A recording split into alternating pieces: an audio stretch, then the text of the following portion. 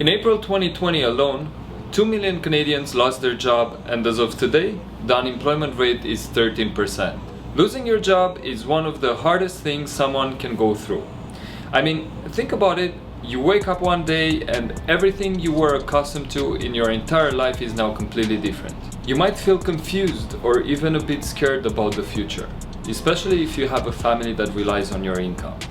You might even worry that all your retirement plans are just a big question mark now. Hi, my name is Darius Muica, a senior investment advisor with Noor Private Wealth. If you are new to my channel, I focus on helping clients build wealth in the most tax-efficient way possible. So if that is something that you are interested in, make sure to subscribe so you don't miss any of my future videos. And if you like this video and you found it helpful, don't forget to hit the like button. It really helps with the YouTube algorithm. Although it may seem like the end of the road, things usually tend to work out. In the process, however, you are faced with a lot of important decisions. In today's video, I will point out some of the more important ones that could have a big impact on your taxes and retirement. I will walk you through your options and help you ask yourself the right questions so you can make the best decisions. So let's jump right in.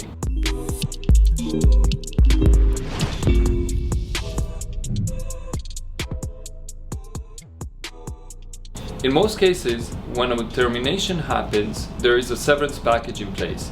This can be a combination of the following.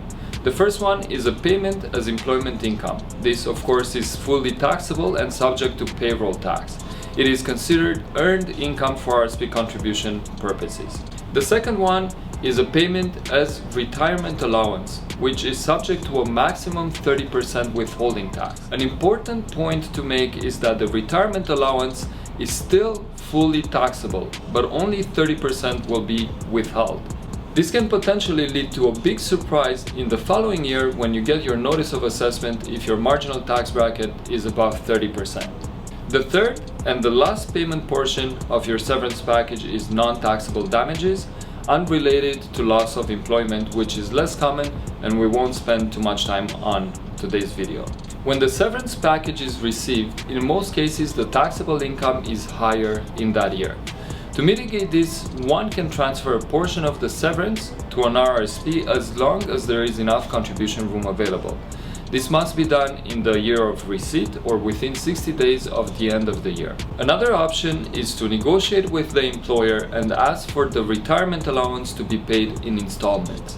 It makes sense when installments are spread at least over 2 years, so the employee can potentially benefit from a lower marginal tax rate. There are a few considerations, of course, like whether the employee can afford to wait for the cash, is he expecting to get a suitable employment in the near future, or whether the tax savings are even worth it compared to what that money could earn if received as a lump sum. The next important decision is on the pension. If it is a defined contribution pension plan, the decision is pretty straightforward. You can either keep it with your current provider or transfer it to another financial institution where you would have a wider range of investment options. If it is a defined benefit pension, it can be commuted to a locked-in retirement account, in other words, cashed out. The disadvantage of commuting the pension, however, is that now you don't have the peace of mind and you don't know exactly what you will be getting. In this case, you will have to worry about outliving your investments and inflation. Also, another disadvantage is that in the case of rich benefit plans, not everything can be transferred to a lira, and the surplus amount will be taxed as income. The advantages of commuting, on the other hand, are that you are now gaining control over the investments and potentially enjoying a higher growth. It will also provide security from underfunded pension funds. Commuting the plan will also allow to leave the money as inheritance, unlike receiving a pension that just goes away at the estate. Flexible unlocking options allow individuals in the province of Ontario to access up to 50% of the funds before the age of 65. And lastly, a big advantage is that when interest rates are low, there is a potential for a higher cash payout value. This is due to the fact that pension funds use the interest rate in the process of calculating how much money they need now to pay you a certain amount in the future. So let's say a pension pays $10,000 per year and interest rates are 10%. $100,000 today will be able to generate that return for long after the life expectancy of the beneficiary. However, if interest rates were zero and the beneficiary is expected to live for another 30 years, the pension fund would need $300,000 today to cover $10,000 per year. That is why the lower the interest rate, the higher the commuted value of the pension. That's it for today's video. I hope you found it valuable, and if you haven't done that already, make sure to hit the like button, and if you want to see more videos like this one, don't forget to subscribe to my channel so you don't miss out on anything important. If you have any questions or you want more information, leave a comment below.